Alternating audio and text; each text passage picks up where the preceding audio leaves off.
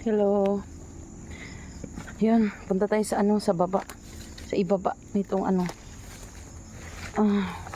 kasi parang matarik. Ito talaga yung yung lupa namin. Kung sa Bisaya, bakilid. Oh, wow. Pwede na pala kukunin tong mga dalawang saging na to. Oh, tagal ako hindi dito. Yun oh. Yan pwede na. Kasi wala na siyang dahon. So, meaning na siya, pwede na siyang kunin.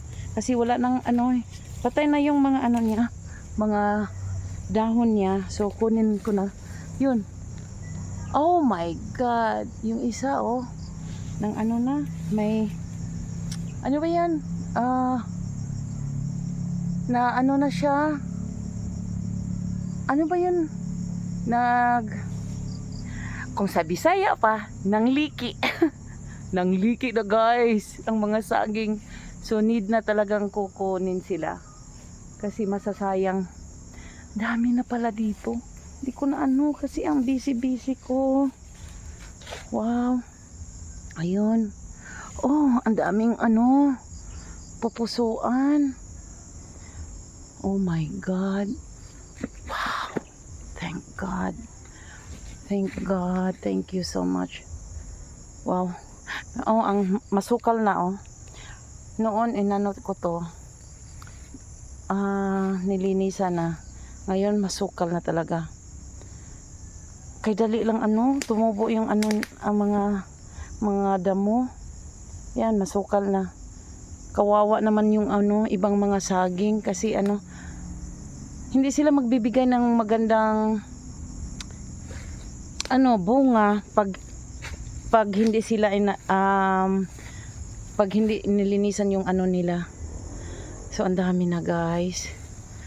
Oh, thank you. Thank God. Ang dami ko kasing inasikaso. Masukal na talaga dito. Yan, kukunin ko na. Ba't hindi ako nagdala ng Oh, okay. Thank you guys. Yun, may mga sayote na naman po. Hindi ko na naasikaso.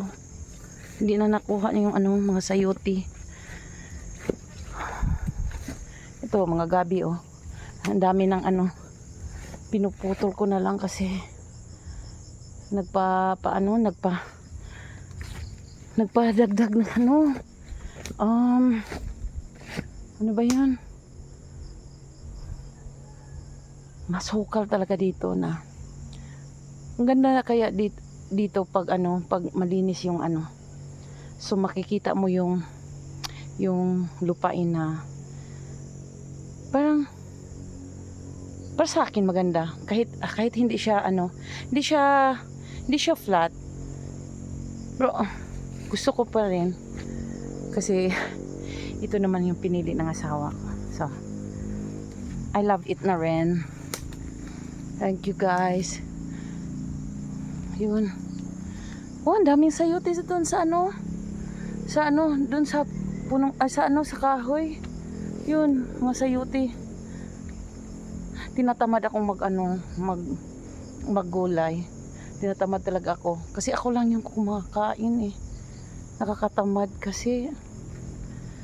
And thank you guys for watching. Thank you.